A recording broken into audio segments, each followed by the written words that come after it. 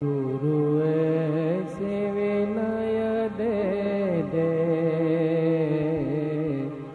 गुणगान करूं तेरा। इस बालक के सर पे गुरु हाथ रहे तेरा। गुरु ऐसे विनय दे दे, गुणगान करूं तेरा। इस बालक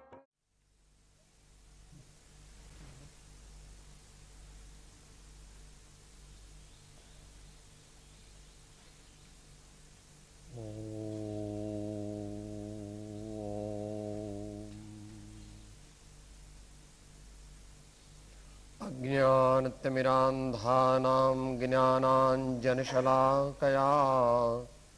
चक्षुः उन्मीलितं येन तस्मै श्री गुरवे नमः।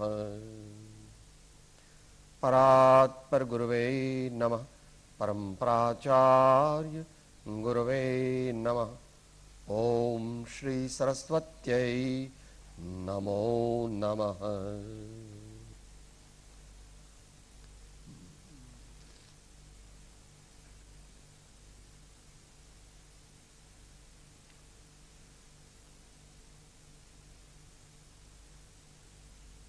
ડૉક્ટર કુમારપાળભાઈ આ સંસ્થાના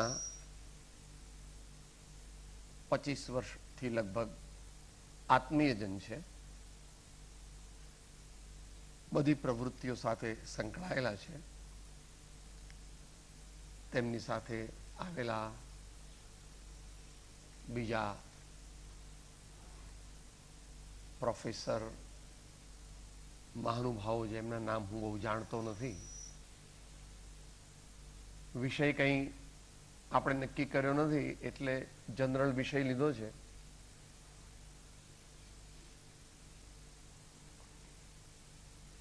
What are the fundamental principles of Indian culture? What are the fundamental principles of Indian culture? That means our original culture. That is what we want to understand. એ પ્રમાણે આપણે આપણા સાંસ્કૃતિક મૂલ્યો એ વિશે થોડી વિચારણા કરીએ.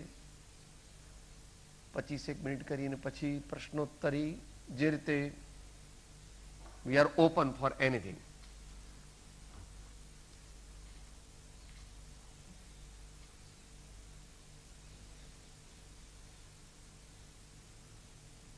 મહાપુરુષો, કોઈ પણ મહાપુરુષ હોય, અત્યારે આપણે ભારતની મુખ્યતાથી વિચારી રહ્યા છીએ, તે છે કે જેઓ જીવનમાં ખૂબ જ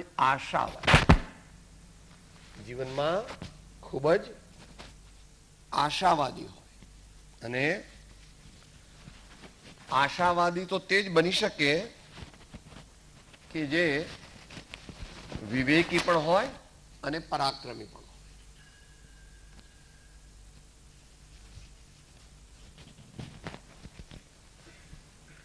આશાવાદી તે બની શકે સાચો એ વિવેકી હોય અને પરાક્રમી હોય. આપણી સંસ્કૃતિ સૌથી વધારે પ્રાચીન છે. ભલે પાશ્ચાત્ય વિચારકોએ એમ કીધું છે કે ભાઈ ઇજિપ્શિયન સંસ્કૃતિ અને ચાઇનીઝ સંસ્કૃતિ બહુ પ્રાચીન છે. કારણ કે આપણા જે અત્યારના ઇતિહાસકારો કે અનુસંધાનકર્તાઓ, રિસર્ચ વર્કર્સ, એ બધા મોટા ભાગે પાશ્ચાત્ય વિચારકોના પ્રભાવ હેઠળ જ છે.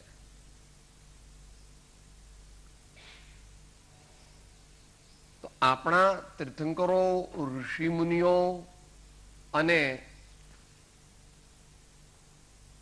અન્ય સાહિત્યકારો, કવિઓ જે મહાપુરુષો થયા તેમણે જીવન વિશે જેટલું ઊંડું ચિંતન કર્યું છે તેટલું વિશ્વમાં અન્ય કોઈએ કર્યું નથી, એમ મધ્યસ્થપણે ઊંડી વિચારણા કરનારને લાગી શકે એમ છે.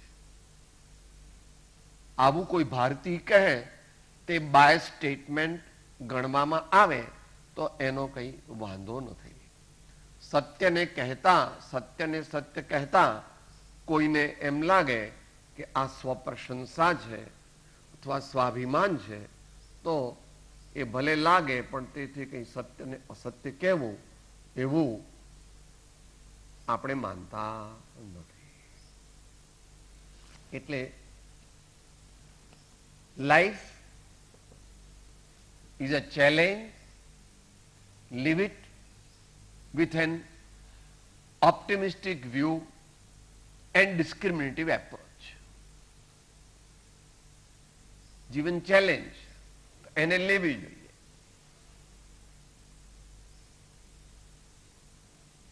મનુષ્ય ભાવ અતિ દુર્લભ છે. આપણે જોઈએ છે ચોમાસામાં ગમે તે એક પુલ પરથી પસાર થાવ ત્યારે કેટલા ફુદ્દા હોય છે. એમનું જીવન કેટલું? 4 કલાક 6 કલાક. પેલી પાંખો હજારો પેલા લાઇટની આજુબાજુ બળતા હોય અને જે બી પાંખ તૂટી જાય પડે અને પછી આ તો મોટા જીવો છે, એને ત્રસ જીવ કહે છે. ત્રસ એટલે જે પોતાની જાતે હાલી ચાલી શકે તેવા. ભારતીય સંસ્કૃતિના બધા જ્યોતિર્ધરોએ ઉપનિષદના ઋષિઓ તીર્થંકરોને છોડી દો તો પણ શંકરાચાર્યજીથી માંડીએ તો પણ મનુષ્યત્વમ, મુમુક્ષુત્વમ, મહાપુરુષ સંશ્રય, આ 3 વસ્તુને બહુ દુર્લભ કહી છે. મનુષ્યત્વમ, મુમુક્ષુત્વમ, મહાપુરુષ સંશ્રય એટલે મહાપુરુષોનો આશ્રય, મહાપુરુષોનો સમ્યકપણે સમાગમ કરવો. આ 3 વસ્તુઓ પરમ દુર્લભ છે. ત્યાર પછી તો આજ સુધીની પરંપરા જે સંતોની છે તે બધાએ બડે ભાગ્ય માનુષ તન પાયો.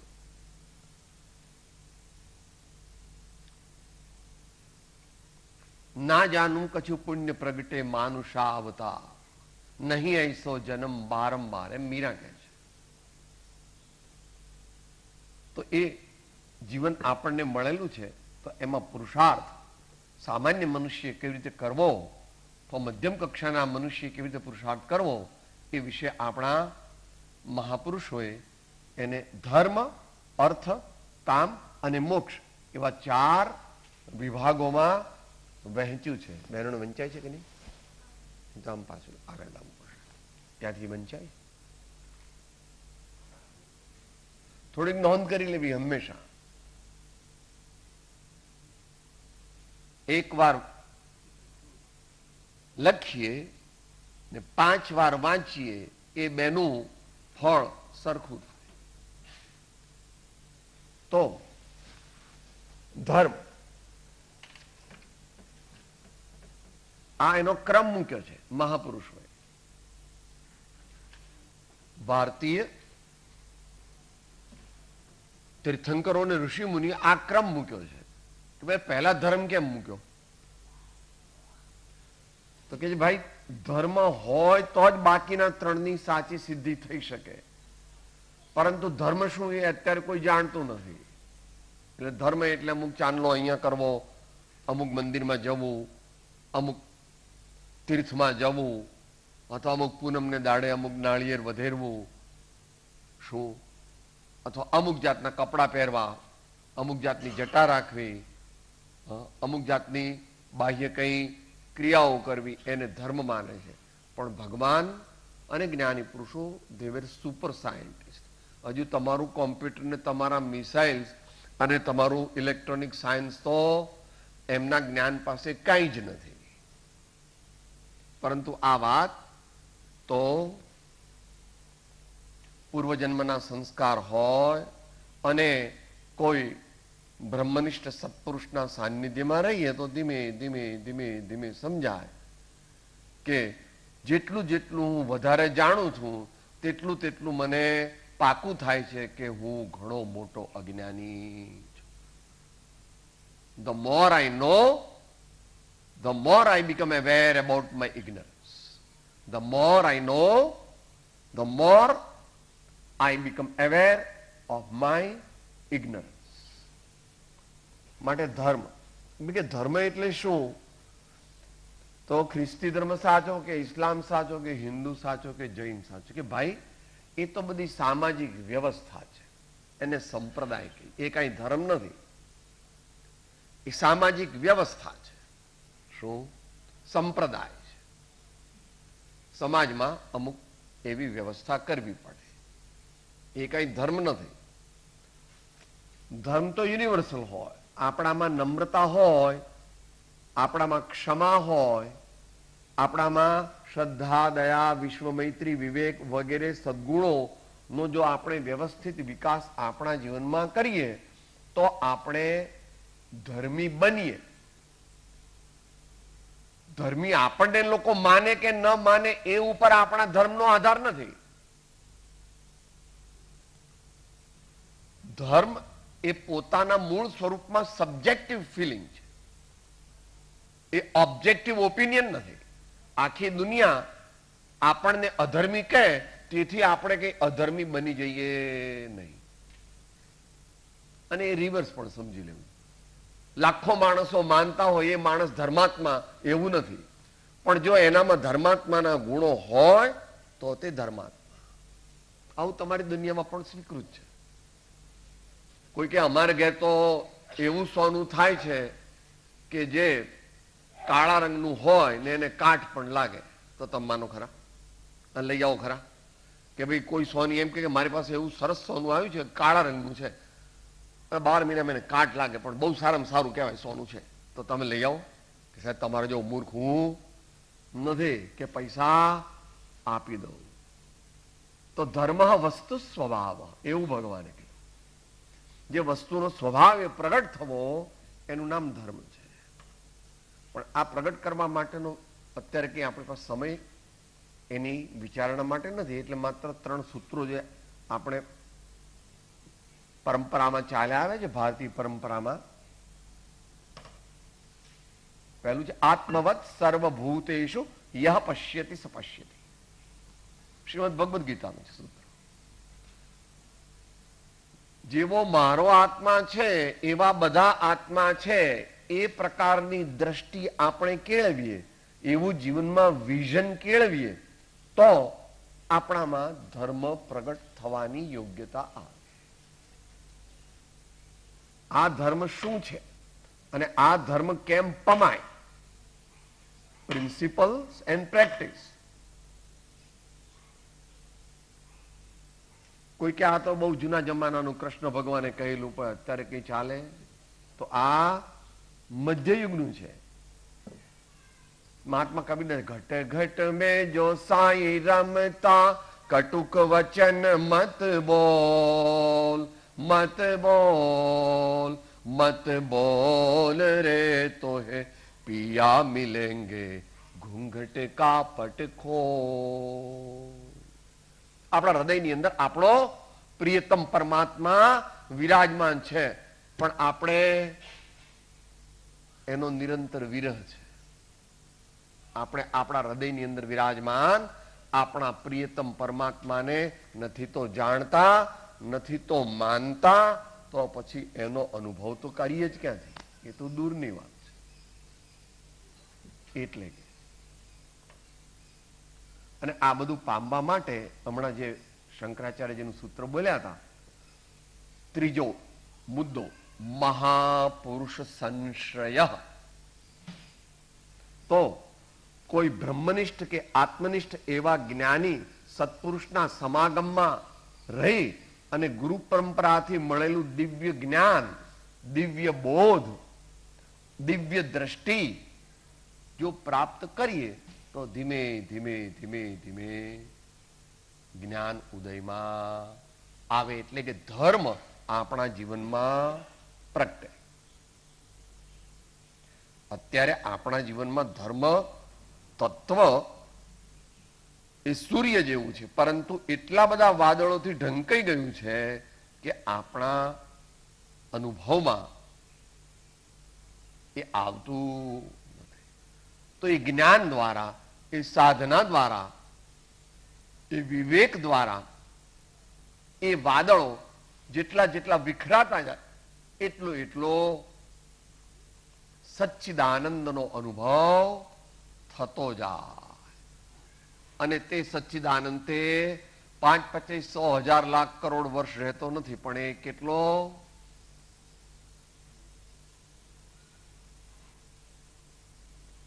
infinite knowledge and infinite bliss for infinite time.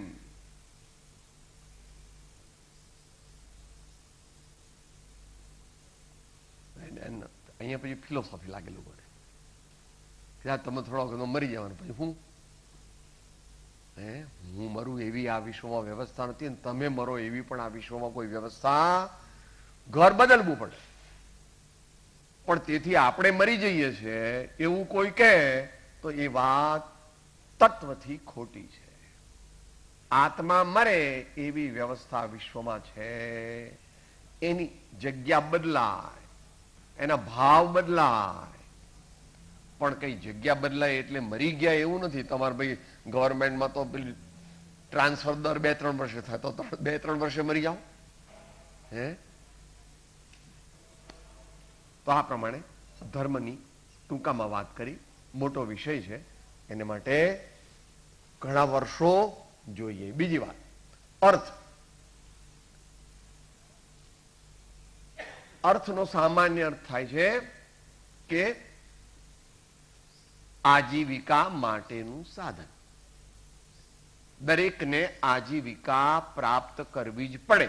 ગૃહસ્થને, આપણે બધા જ ગૃહસ્થ છીએ, ગૃહસ્થને ભિક્ષા માંગવાનો અધિકાર નથી ને વ્યવસ્થા પણ નથી. કોઈ માગે તે ભિખારી કહેવાય, એ એકદમ નિમ્ન સ્તરનો કહેવાય. અને ભિક્ષુક સાચા હોય એ તો સૌથી ઉપર છે. પછી એ તીર્થંકર ભગવાન હોય મુનિ તરીકે, કે ભર્તૃહરિ હોય, કે એવા કોઈ પણ મહાન ભિક્ષુક સાધુ. એટલે આપણે અર્થોપાર્જન દ્વારા આપણા શરીરનો અને આપણા સ્વજનોનો નિર્વાહ થઈ શકે તેવી વ્યવસ્થા કરવી જોઈએ.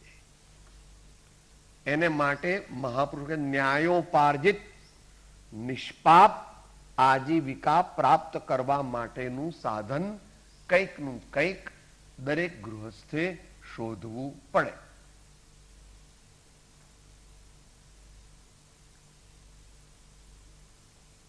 વર્તમાન કાળમાં ની ભાષામાં બોલીએ તો the basic needs of a common man must be fulfilled for a state to be recognized as a welfare state. रोटी, कपड़ा, मकान, शिक्षण और आरोग्य सेवाएं, આટલી વસ્તુઓ દરેકને મળવી જોઈએ તો જ એ રાષ્ટ્ર કે એ દેશ એ સુવ્યવસ્થિત સંચાલિત થતો ગણાય. આપણે એ બાબતમાં મહાત્મા ગાંધીજીએ પ્રયત્ન કર્યો. રામ રાજ્યનું એમનું સ્વપ્ન વિનોબા ભાવે કે લાલ બહાદુર શાસ્ત્રી સુધી ખોડંગાતું ચાલ્યું. મોરારજી દેસાઈ સુધી થોડું ચાલ્યું. ત્યાર પછી એ આપણે એમાં નિષ્ફળ રહ્યા છીએ. હજુ આપણા શું છે લેટેસ્ટ ફિગર, 35 કરોડ મનુષ્યો ગરીબીની રેખા નીચે જીવે. આજીવિકાની વ્યવસ્થા અહીં તો આપણે વ્યક્તિગત સ્તરે વિચારી રહ્યા છીએ. તો our life should be a reflection of justice. Truth is God, God is truth. Justice is God, God is justice. કોઈને છેતરીને, કોઈનું લોહી પીને, કોઈનું વિશ્વાસઘાત કરીને આપણે પૈસા મેળવીએ છીએ. તે આપણને અત્યારે તો ભ્રમ છે એટલે દુઃખ દેખાતું નથી. અત્યારે પણ દુઃખી છે. સાહેબ તમારો જો મૂર્ખો નથી, હું તો ખોટી ખોટી કંપનીઓ કાઢી અને પછી પાઘડી ફેરવી લે. મને હું તો મોટર ને બાંગલા જલસા છે. તમારા જેવા ભિખારી રોટલી પણ મળવી મુશ્કેલ. બોલો તમે હોશિયાર કે હું હોશિયાર? કે ભાઈ તારી વાત કોઈ પણ સંત પુરુષ કે સજ્જન માન્ય કરી શકતા. પણ દારૂડિયો હોય, એ ગટરમાં પડ્યો હોય અને એને વાગ્યું હોય, અને ઉપરથી અમારે આચાર્ય જરા મોટા કવિ ને સાહિત્યકાર પણ છે, કૂતરું પેશાબ કરે અને બહુ દારૂ પીએ ને અને બહુ ઘેન ચડે એટલે આ મસલ્સ રિલેક્સ થઈ જાય. એટલે આમ પડ્યો હોય એ દારૂડિયો, અને એના મોઢામાં કૂતરાનો પેશાબ પડે તો એ કે છે બહોત અચ્છા હૈ ઓર શરબત લાઓ, બહોત અચ્છા હૈ ઓર શરબત લાઓ. ક્યાં પડ્યો છે? ગટરમાં પડ્યો છે. શું પીએ છે? મૂતર પીએ છે. અને શું કહે છે? બહોત મજા આતા હૈ ઓર શરબત લાઓ.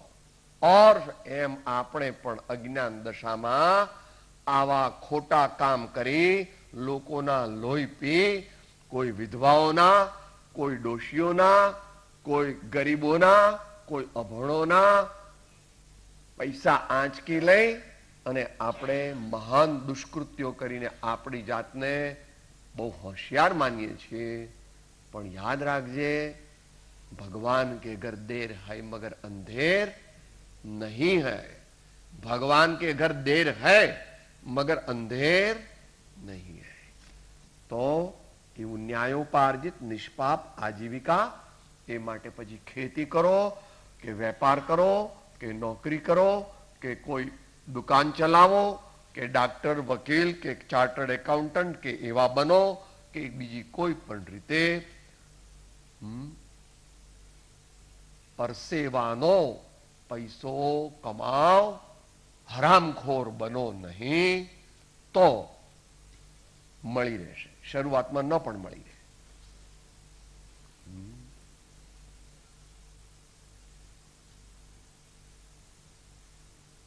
ભાગ્ય પ્રમાણે મળે છે, પરંતુ જે પુરુષાર્થ કરે છે તે ભૂખ્યો રહેતો સામાન્યપણે. માટે ours is to work sincerely and honestly. The fruit will come on its own. મળશે જ, મળશે જ. એટલો વિશ્વાસ રાખીએ તો જ જીવનમાં સુખી થઈ શકીએ. તો આજીવિકાનો પુરુષાર્થ કરવો જોઈએ. ત્રીજી વાત, કામ. જી હા,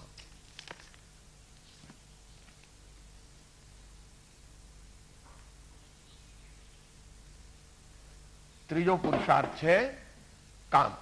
કામનો અર્થ શું છે? કે આપણા જીવનમાં જે સંસ્કાર છે, જે સંપત્તિ છે, તે આપણો દેહ વિલય થઈ જાય એટલે નષ્ટ ભ્રષ્ટ થઈ જાય એવું ન થવું જોઈએ. Man may come and man may go but I go on for ever. Man may come and man may go but I go on for ever. Noble things, noble culture, noble values of life, they should continue. They are irrespective of any personalization. Truth and nobility is not the monopoly of one particular individual or 5 particular individuals. માટે આપણો દેહ વિલય થાય તો પણ આપણા સંસ્કારો, આપણી સંપત્તિ, તેની પરંપરા જળવાય તે માટે યોગ્ય સંતતિની પ્રાપ્તિ કરવી અને તે માટે સુયોગ્ય અને સુયશ આદિની પ્રાપ્તિ એ માટે ગૃહસ્થાશ્રમની મહાપુરુષોએ વ્યવસ્થા કરી છે.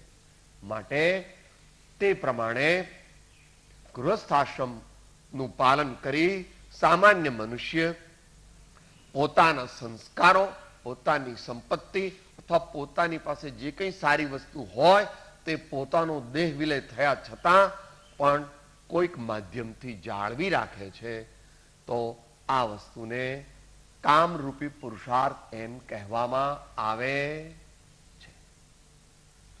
અને છેલ્લો મોક્ષરૂપી પુરુષાર્થ છે.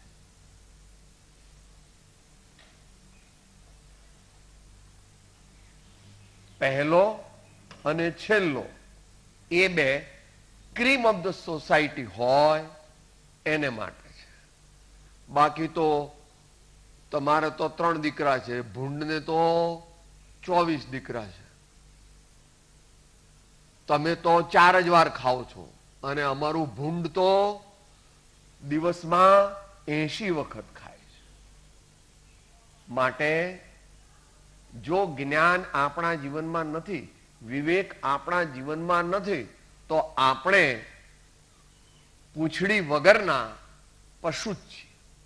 ભલે આપણને શરીર મનુષ્યનું મળ્યું છે, પણ આપણામાં જ્ઞાન નથી, વિવેક નથી, સારી રીતભાત નથી, તો આપણે પણ પશુ જ છીએ, ભલે 2 પગવાળા પશુ. ને આવું તમારા ભાઈ તમે કહો સાહેબ તમે જૂનવાણી, તમને કઈ મોડર્ન સાયન્સની ખબર છે?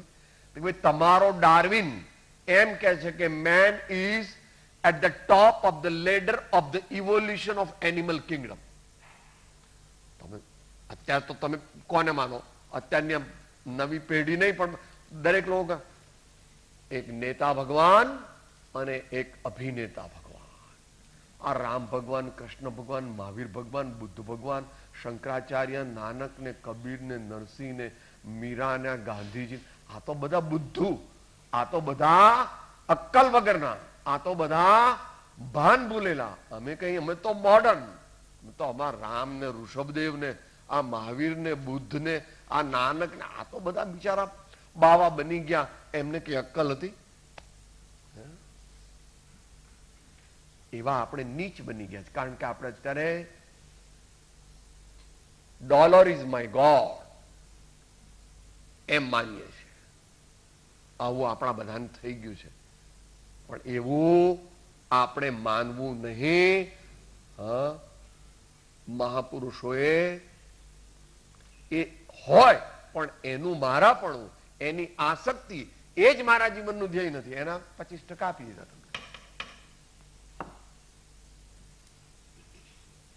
પણ કે આપણે તો ભાઈ 24 કલાક કમાઈએ, આપણે તો પૈસાને ભગવાન માનીએ છીએ. અને અમારે એવા પિક્ચર પણ જોઈએ, સબસે બડા રૂપિયા. શું જોઈએ? સબસે બડા રૂપિયા. તો મોક્ષ તો નેગેટિવ શબ્દ છે. અનંત આનંદની પ્રાપ્તિ, તેનું નામ મોક્ષ.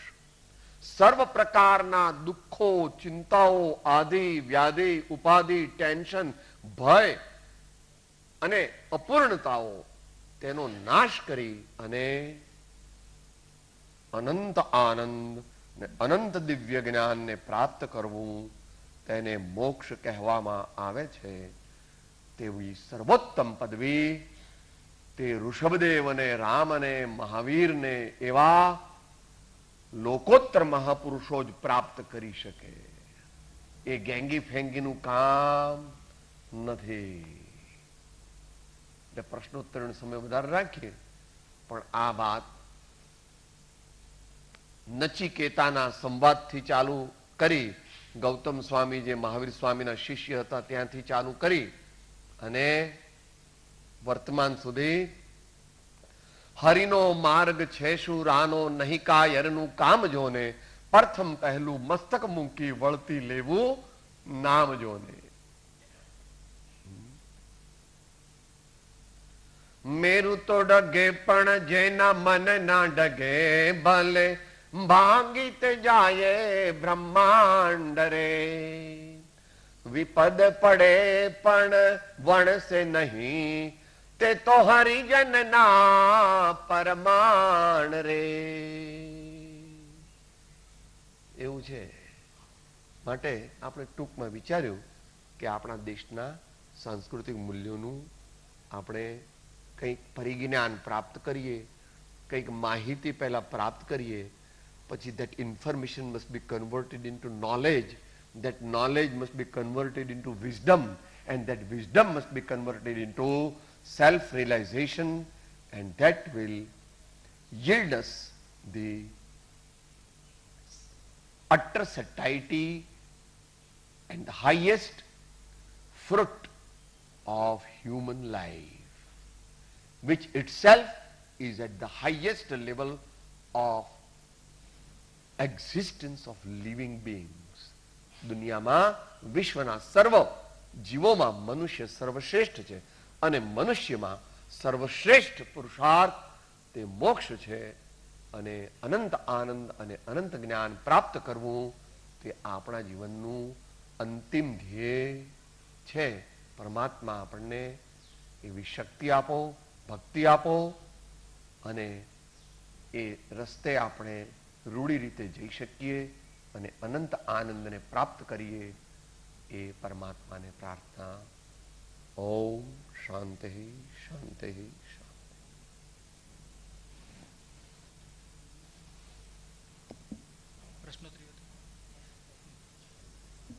Now the class is open for question answers. પ્રશ્નોત્તરી જે વિદ્યાર્થી બહેનો ભાઈઓને અથવા તો શિક્ષક ભાઈઓને કોઈને પણ કરવા હોય તો કરી શકાય છે. ચાલુ વિષય જે છે જીવનનો પુરુષાર્થ, ભારતીય સંસ્કૃતિના મૂલ્યો વિશે અથવા તો કોઈ પણ વિષયની પ્રશ્નોત્તરી થઈ શકશે, કારણ કે પૂજ્યશ્રીનું જે નોલેજ છે એટલું વિશાળ છે, બધા દર્શનોનો એમણે અભ્યાસ કરેલો છે, એટલે કોઈ પણ વિષય ઉપર પ્રશ્નો વેલકમ છે.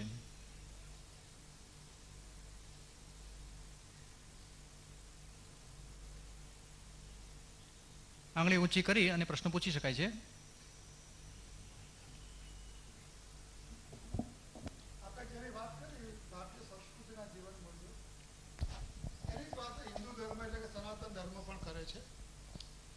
જૈન ધર્મ પણ કરે છે. તો જૈન ધર્મ જે વ્યવસ્થા જુદી કરી છે અને હિન્દુ ધર્મ વચ્ચે કોઈ પાયાનો ભેદ હોય કે કોઈ મૂલ્યોની બાબતમાં કોઈ ડિફરન્સ હોય એવું આપને લાગે છે કે?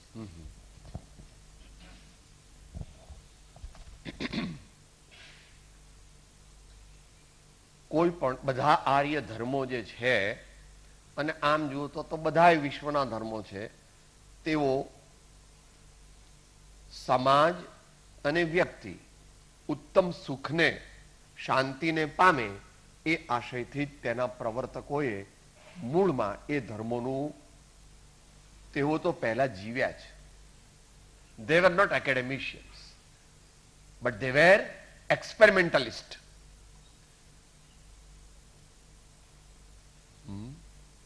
પ્રયોગ વીર, અનુભવ જ્ઞાની એ મહાપુરુષોએ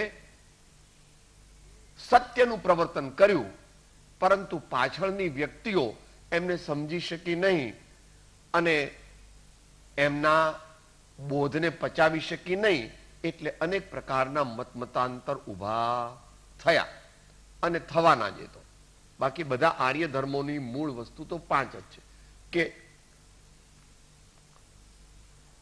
5 આચારની અપેક્ષાએ ટોટલ ગણો તો 7. નિર્વ્યસન જીવન જીવો. Don't have major addiction in your life. Live as a free man, not as a slave. બીજું, અજ્ઞાન રૂપી અંધકારનો નાશ કરો. tear the veil of ignorance. અજ્ઞાન રૂપી અંધકારનો નાશ કરો. અને પંચશીલ કહો, પંચવ્રત કહો, અણુવ્રત કહો, મહાવ્રત કહો, આયામ કહો, ગમે તે કહો, તો એ 5 બધામાં સરખા છે.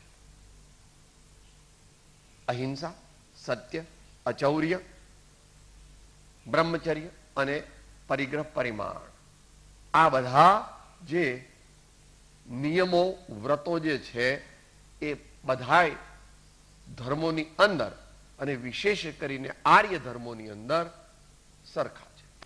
બાકી દાર્શનિક વાદ વિવાદ તો એક ધર્મમાં પણ અનેક વાદ વિવાદો છે. હિન્દુ ધર્મ એ કોઈ એક ધર્મ નથી. પછી શૈવ ભક્તો જુદી રીતે કહે, વૈષ્ણુ ભક્તો બીજી રીતે કહે, માતાજીના ભક્તો ત્રીજી રીતે કહે, શંકરના ભક્તો ચોથી રીતે કહે, વગેરે વગેરે એ રહેવાનું. દાર્શનિક મતભેદ ટળી શકે એવી વ્યવસ્થા નથી. પરંતુ જેને પોતાનું કલ્યાણ કરવું છે તેને માટે તો કોઈ ધર્મ એમ કહેતો હોય કે ખૂબ અભિમાન કરો તો તમને મોક્ષ મળી જશે, તો એવું કોઈ ધર્મ કહેતું નથી. હા, જે આત્મગૌરવ છે એ વાત જુદી છે, અને અહંકાર. આત્મગૌરવ એ તો ગુણ છે, અને અહંકાર એ મહાન દુર્ગુણ છે. રાવણ કે દુર્યોધનનો નાશ અહંકારને લીધે થયો. બાકી આત્મગૌરવનો અર્થ તો છે જનરલ સેલ્ફ રિસ્પેક્ટ. પણ એ અહંકાર તરીકે એને એ જ રીતે કોઈ એવું કહેતું નથી કે ભાઈ તમે ખૂબ ક્રોધ કરશો તો તમે મોક્ષ તમારો થઈ જશે. આ બધા ગુણો બુદ્ધ ભગવાને પણ કહે છે ગીતામાં એનું વર્ણન. અમાનિત્વમ અદંભિત્વમ અહિંસા ક્ષાંતિરાર્જવમ આચાર્યોપાસનમ શૌચમ સ્થૈર્યમ આત્મવિનિગ્રહ ઇન્દ્રિયાર્થેષુ વૈરાગ્યમ અનહંકાર એવ ચ જન્મ મૃત્યુ જરા વ્યાધિ દુઃખ દોષાનુદર્શનમ. ઉત્તમ ક્ષમા માર્દવાર્જવ સત્ય શૌચ સંયમ તપ ત્યાગ આકિંચન્ય બ્રહ્મચર્યાણી ધર્મ. તો બુદ્ધ ભગવાન એને પંચશીલ તરીકે કહે. માટે શબ્દો અથવા તો બહારમાં દાર્શનિક મતભેદ આત્મા આવો છે કે આવો, અથવા તો જે તત્વ વિષયક દાર્શનિક પ્રરૂપણ દરેકનું જુદું જુદું રહેવાનું એનો કોઈ ઉપાય નથી કે બધા એક માન્યતા વાળા થઈ જાય. બીજાની વાત જવાનું, તમારા ઘરમાં જ નથી રહેવું. નાના બાબાને ટીંડોળાનું ભાવે છે અને મોટા બાબાને ભીંડાનું ભાવે છે. શું કરવું? જેટલી આપણી શક્તિ હોય એ પ્રમાણે કે બાકીના મમ્મી કે ભાઈ હવે તમારા માટે અત્યારે મેથીઓ મસાલો લઈ લો, અને નહીં તો પછી બે શાક થોડા થોડા બનાવવા પડે. આ બાબલાને આ ભાવે, આ બાબલાને આ ભાવે, એના પપ્પાને વળી ત્રીજું ભાવે. એટલે આનો કઈ ઉપાય બધાને we have to make sum compromise. બે ભાઈઓ ત્રણ ભાઈઓ થાય, ઘર જુદા જુદા રાખવા જ પડે છે.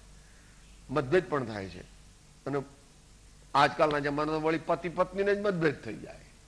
અમારે તો ફટ દઈને લગ્ન થઈ જાય, ફટ દઈને છૂટા થઈ જાય. આ તો આ ભારતીય સંસ્કૃતિ નથી. આ ભારતીય સંસ્કૃતિ નથી. ભારતીય સંસ્કાર છે. એક જ વાર લગ્ન થાય.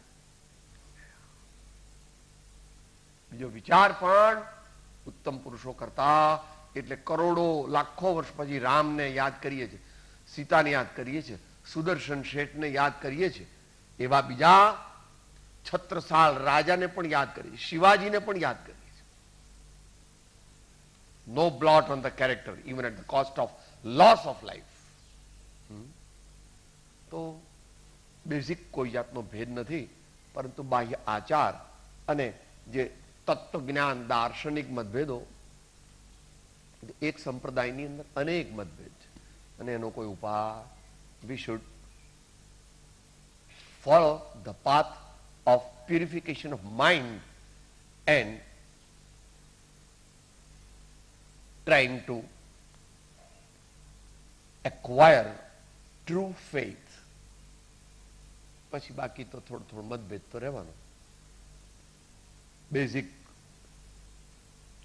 મોક્ષ કહ્યો નિજ શુદ્ધતા, તે પામે તે પંથ સમજાવ્યો સંક્ષેપમાં સકળ માર્ગ નિર્ગ્રંથ. આમ તો આપણા સંતોએ તો એને જુદી જુદી સમજાવ્યું છે. ચમચીમાં પણ પાણી છે, નાની લોટીમાં પાણી છે, ગ્લાસમાં પાણી છે, મોટા લોટામાં પાણી છે, મોટા ઘડામાં પાણી છે, મોટા પીપમાં પાણી છે. એ પ્રમાણે ધર્મ તો એના વેહિકલ પ્રમાણે જુદું જુદો રહેવાનો. પરંતુ જેના વડે આપણું જીવન ઉચ્ચ બને, તાત્વિક બને, સાત્વિક બને, એનું નામ ધર્મ એમ સામાન્ય.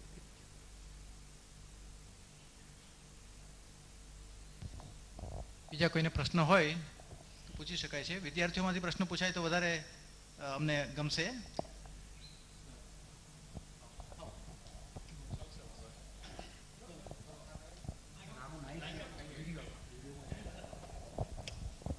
મારો પ્રશ્ન એ છે કે પરમાનંદ એટલે મનની એક મુક્ત અવસ્થા, બરાબર? ત્યાં પહોંચ્યા પછી માણસના અહમનું વિસર્જન થઈ જાય છે કે નથી થતું? અને જો એકવાર વિસર્જન થઈ જાય તો એમાંથી પાછા આવ્યા પછી માણસ ફરી પાછો અહંકારમાં કેમ આવી જાય છે?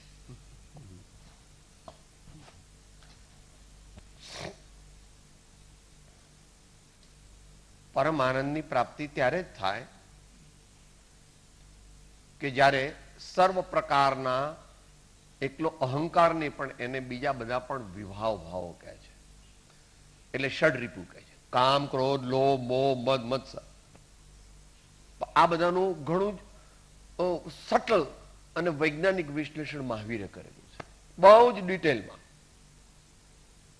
મોહ રાજાના 28 કમાન્ડર્સ છે મોહના. તો જ્યારે થાય છે, તમે એમ પૂછ્યું કે ભાઈ અહંકારનો નાશ થયો તો પાછું કેમ ફરીથી અહંકાર થઈ ગયો, તો એનો બે રીતે.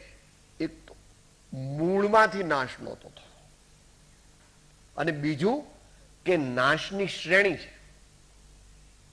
અહંકારના નાશની શ્રેણીઓ છે. કોઈ મનુષ્ય જ્ઞાની છે, કોઈ મહાજ્ઞાની છે, કોઈ મહામહાજ્ઞાની છે, અને કોઈ પૂર્ણ જ્ઞાની છે. માત્ર પૂર્ણ જ્ઞાની છે એ જ ફરીથી સંસારમાં એટલે કે અહંકાર આદિને પ્રાપ્ત થતો નથી. બાકી જ્યાં સુધી ટોચ પર ન પહોંચે ત્યાં સુધી પડવાનો ભય રહે જ છે. દ્રષ્ટાંત એવું આપે કે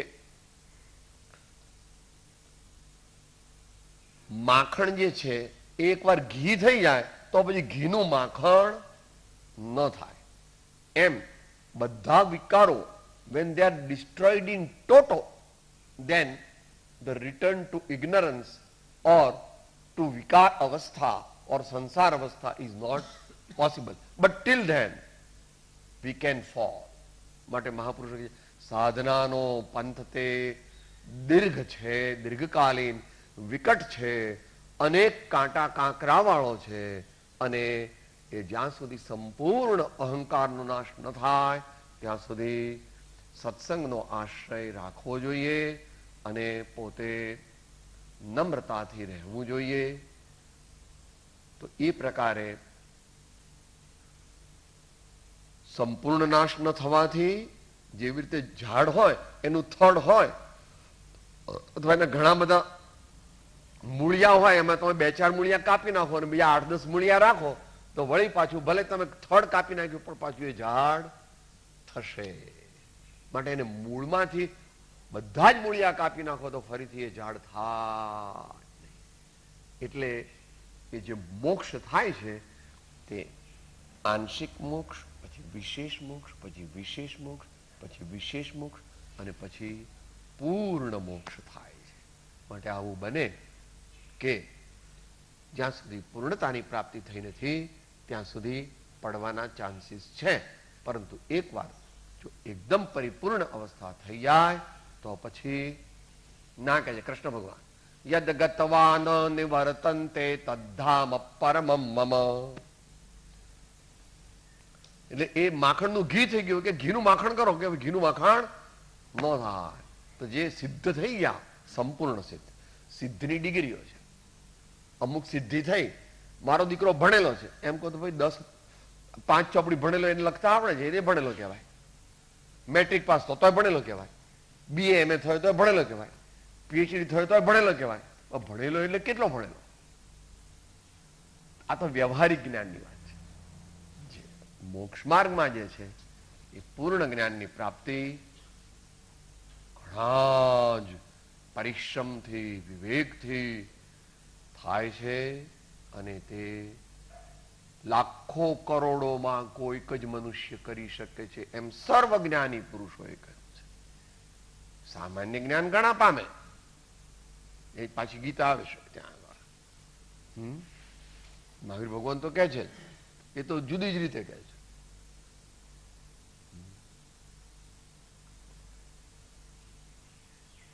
મનુષ્યાણામ સહસ્રેષુ કશ્ચિદ યતતિ સિદ્ધયે યતતામ અપી સિદ્ધાનામ કશ્ચિન મામ વેત્તિ તત્વતઃ, એમ ગીતાકાર કહે છે. કૃષ્ણ ભગવાન એમ કહે છે. શું? બાકી એ ગાથા સ્વામી કાર્તિકેયનું પ્રેક્ષા અને યોગ સારમાં આવે છે. અને ગુજરાતી આ પ્રમાણે છે. વિરલા જાણે તત્વને વિરલા શ્રદ્ધે કોઈ, વિરલા ધ્યાવે તત્વને, વિરલા ધારે કોઈ. તો મીરાબાઈ ને કબીર પણ કહે છે, હાટ હાટ હીરા નહીં, કંચન કાન પહાર, સિંહન કાટોલા નહીં, સંત વિરલ સંસાર. પણ સંત થી પણ આગળ જવાનું છો, પણ સંત વિરલ સંસાર. તો ધીમે ધીમે ધીમે ધીમે આત્માનો વિકાસ થતા મીરાબાઈ કહે છે, जन्म जन्म की पूंजी पाई, जन्म जन्म की पूंजी पाई, जग में सभी खोवायो पायो जी मैंने, जग में सभी खोवायो पायो जी मैंने, राम रतन धन पायो पायो जी मैंने, राम रतन धन पायो. दरेक ज्ञानी पुरुष true spiritual evolution is gradual and may last for few decades, few births or hundreds of births. એમ કૃષ્ણ ભગવાન કે અનેક જન્મ નામંતે જ્ઞાનવાન મામ પ્રપદ્યતે વાસુદેવમ સર્વમિતિ સમહાત્મા સ દુર્લભ. બહુનામ જન્મ એવો પાઠાંતર પણ છે. અનેક જન્મ નામંતે તો બહુનામ જન્મ નામંતે જ્ઞાનવાન મામ. એ પ્રમાણે જેટલા પ્રમાણમાં કામ થયું હોય એટલા પ્રમાણે ફરીથી અહંકાર ઉપજતો નથી. પણ જો એને મૂળથી સંપૂર્ણ એનો નાશ થાય તો પછી એ ફરીથી એના ભવાંકુર ફૂટતા નથી અને તે જીવને આ તુચ્છ આદિ વ્યાધિ ઉપાધિ વાળા અને જન્મજરા મરણ વાળા આ સંસારને વિશે આવવું પડતું. ટૂંકમાં એનું હવે પ્રશ્નો ન હોય તો સમાપન વિધિ ઉપર જઈએ. પ્રશ્નો બહેનો ભાઈઓ કોઈને પૂછવાના હોય તો હજી પણ પૂછી